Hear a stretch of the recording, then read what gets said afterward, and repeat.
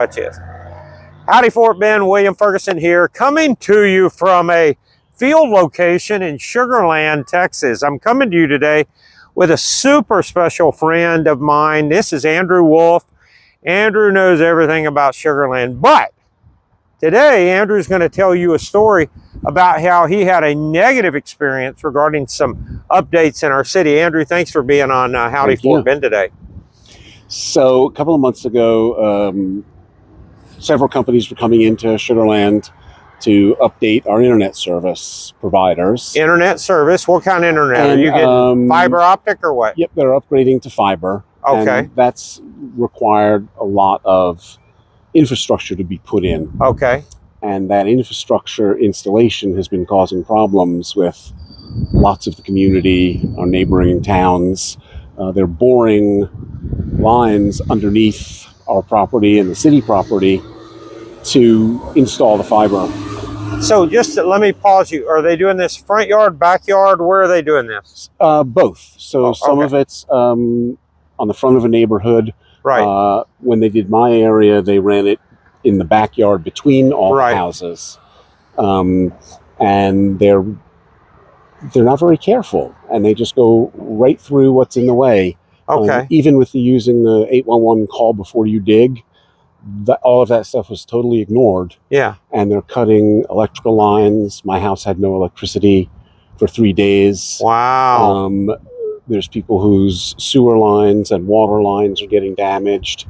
And at first, the company was somewhat compassionate about helping. And then when they realized the extent of the damage, they were less inclined to help.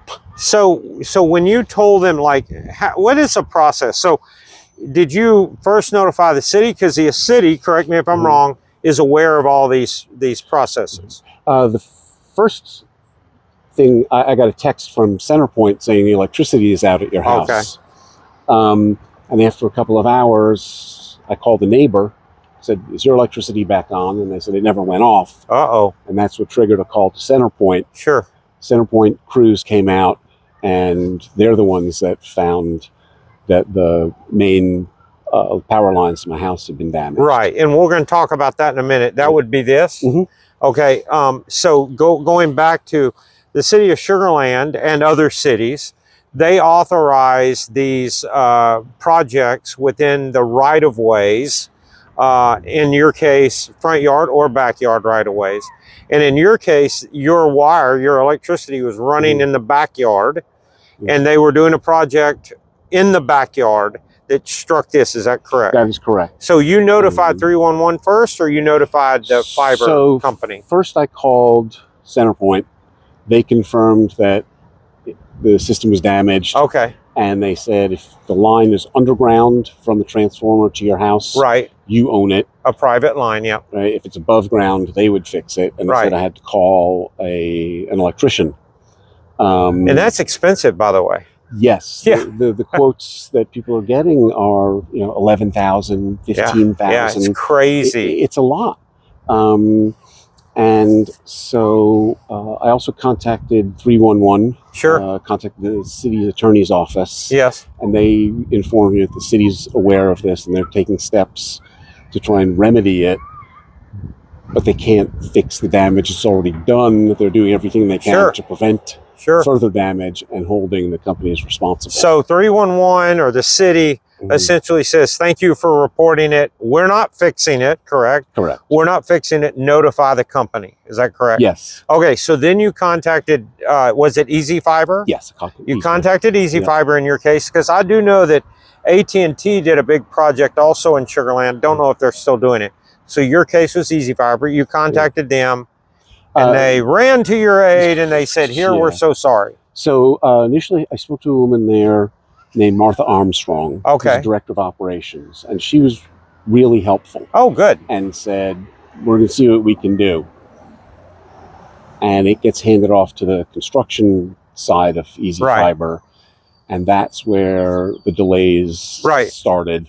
They weren't sure what contractor was working there, so they had to have 6 or 7 different contractors come out and look at it to see, did you do that? And my feeling is I'm an Easy Fiber customer. Right. You fix what you broke of mine. Yeah, that's all you're asking. And then you go get reimbursed by whatever company you hire to do it. I didn't hire that company. I don't have any contract with that company. Sure. It took about 6 weeks. Wow. And, you were out of power 6 weeks, or they do a no, drop? I was out of pocket a lot of money for 6 weeks because I hired the electrician. So let me pause you. Did CenterPoint do what they call it a drop to where you would have power and it was above ground? Nope. Because I've seen that. Yeah, no. CenterPoint said you need to replace everything from the transformer to your house. Refrigerators lost. Everything's lost. Everything. Wow. Okay. I'm sorry. Okay. So I didn't want to wait to resolve it. But not everyone has the financial ability. Yeah, 10 grand. Right? Overnight, to do that, which means that some people are stuck without it for a long time. And the electrician that I found was great. He was out there that night, started the next day. So they trench up the yard. Yep. So now I have a 75-foot trench up down the yard. And they pull this up, or is it still in the ground? The original stuff is still in the ground. Still in the ground. They laid new. Okay. They put new stuff in a different direction. Yeah. You paid the electrician. I paid the electrician. You told the company, this is what it cost me to fix. I sent them the receipts, the quotes, everything. Wow. I was running a generator. For you would have 2 hours. Yeah. There was expenses involved in that. Sure. And this is just legitimately give me back what I'm out of pocket. Right. I contacted the CEO of Easy Fiber. So I went to LinkedIn. Right. And I looked up everybody I've done at that. Easy Fiber.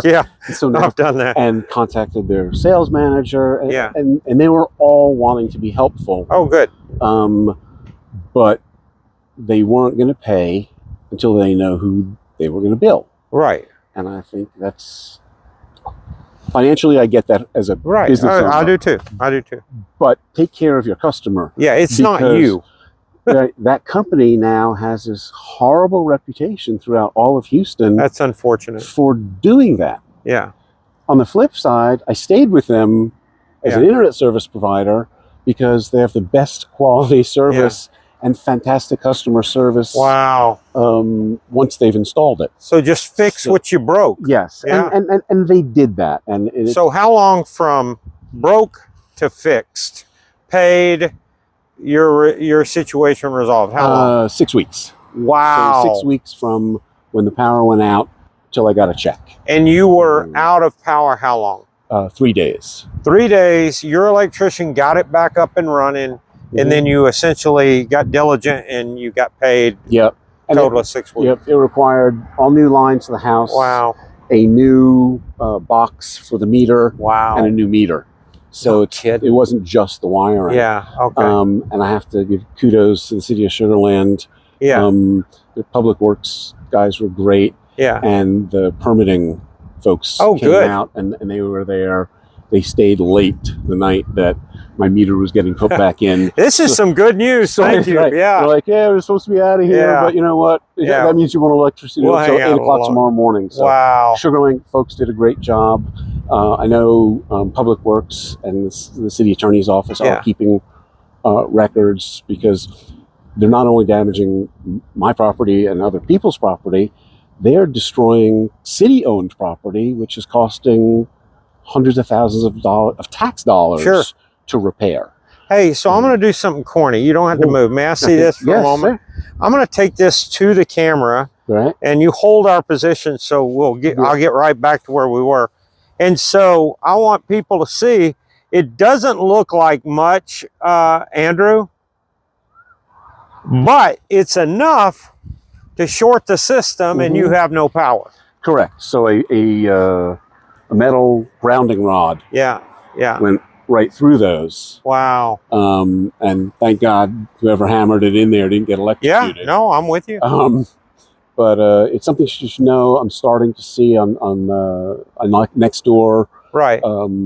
Missouri City is now starting to have problems. Is there, just to help people, is there a phone number? Is there a person? Is there someone you can direct people to kind of circumvent the delay? I spoke to Martha Armstrong. Martha Armstrong. And it would be martha.armstrong@easyfiber.com. Okay.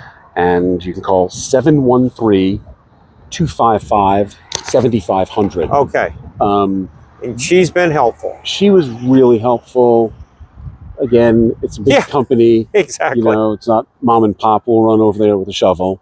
Yeah. So are you finding it's happening more in the backyards, which is where our private lines are, or are you hearing about it happening in the front yard? It's happening everywhere. Okay. So when I posted on Nextdoor what happened, within 48 hours, there were almost 9,000 hits. Wow. And people were talking about how, you know, they came home and water was shooting up out of their front yard. Of course. So they're just indiscriminately drilling. And even 811 came out and marked my backyard. And the contractors ignored it. Yeah. Like they bored whatever the shortest path was, and within inches of the marking. Well, and I won't drag this out too long, but I will tell you, 811 is not the most accurate marking, but some of these, and I'm not picking on these companies that we're talking about, some of these companies are focused on time also. So it's kind of like, let's hope we miss. I'm not suggesting they say that. I'm just saying, let's hope we miss as they move through these marked lines. Yep. So I see your point. It's really annoying. It's expensive. Oh. I know that Easy Fiber's not doing it intentionally. Right. But it's not about never making a mistake in life. It's how you fix it. How you fix your problems. Good call. And at first it seemed really promising. Right. And then it got a little bogged down. Right. But ultimately they did the right thing. Sure. And made everything whole. So I want to add a caution, because, you know, I own a fence construction company. I want to add a caution to people that I'm wondering if you heard. So anytime 811 comes to your home to mark your buried utilities, know this: they will not mark your private line from the transformer to your home. You will literally have to hire a company to mark your private line. You probably experienced that. And it doesn't sound like a big problem until you're working within your property line, in this case, and someone hits it. 811 would have never marked it because that's not their assignment. So I just wanted them to know. So in summary, you've given us a resource for people that are frustrated. You've also explained your story. It is frustrating. And I am not blaming any individual or anything like that. I just want people to know you may go through this. And thank you, Andrew, for taking the time to share the story with us. And guys, it's this simple. And what was your total repair cost? Not your loss, but your total repair cost. I did sign a non-disclosure, so I would think. Well, just so no, it doesn't have to be accurate. It was probably close to $7,000. $7 grand. So, guys, you see how expensive this can get. You have to be diligent. You saved receipts. You forwarded emails, receipts. You had all that stuff. Yep. So don't think you can be lazy and someone's just going to show up with a checkbook. You have to get in this the way Andrew did. And Andrew, I can't thank you enough. Oh, sure. You're such a great part of our community. And the fact that you wanted to share the story is huge. It's going to help. Hopefully no one, watch this. Hopefully this will help no one that's injured, you know, from damaged, but it may help everyone. Yep. And if you are one of the people that it happens to, just stick with it, be diligent, don't give up, know that they will eventually do the right thing. Yeah. You're probably one of, it's okay. You're probably one of 5,000 people in the Houston area who's dealing with it. Who knows? So now they have a bigger list. Yeah, yeah. But stick with it and be polite. Right. Right. At no point do they get yelled at all the time. In a row, Right. So hey, this is what happened. Yeah. Be factual. be calm, and then if you have to go double barrel on them because they don't respond. But so guys, as I always say, howdy Fort Bend, and I will see you again. Bye, y'all.